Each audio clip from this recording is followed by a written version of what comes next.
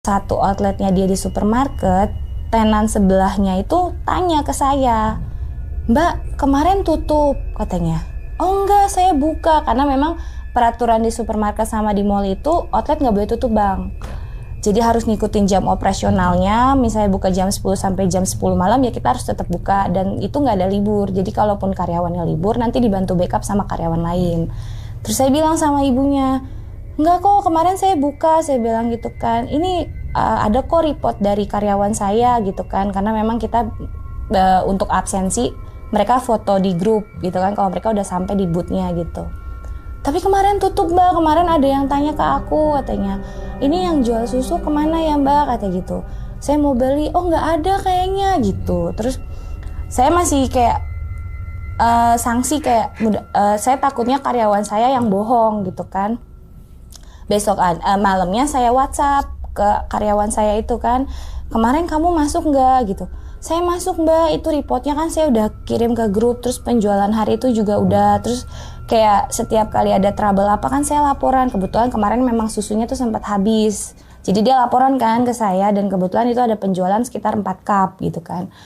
Saya jadi bingung nih, yang benar yang mana gitu. Terus akhirnya pas saya datang lagi besokannya, saya tanya sama karyawan supermarketnya, si pemilik tenannya ini kan tempatnya, "Mas, saya mau tanya, waktu hari kemarin tuh booth saya, karyawan saya datang nggak?" Saya bilang gitu.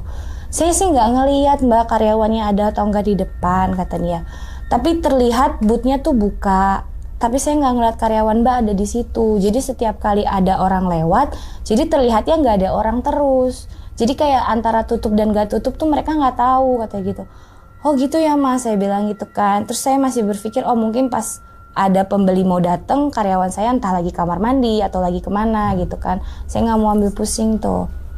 Akhirnya setelah kakak saya ke Jakarta, ternyata di Jakarta itu dia selain ngejob main musik, dia bawa tamu untuk naik ke Gunung Gede. Berangkatlah dia ke Gunung Gede. Setelah turun dari Gunung Gede, dia cerita sama saya nggak bisa jalan sampai di base camp. Terus saya tanya, "Kenapa nggak bisa jalan?" Saya bilang gitu kan, "Nggak tahu." Terus difotoin lah sama dia. Telapak kakinya dia tuh menghitam, Bang, yang sebelah kiri. Menghitamnya tuh yang bener-bener hitam pekat, kayak abis kebakar tapi nggak ada luka bakarnya. Jadi bener-bener hitam pekat. Terus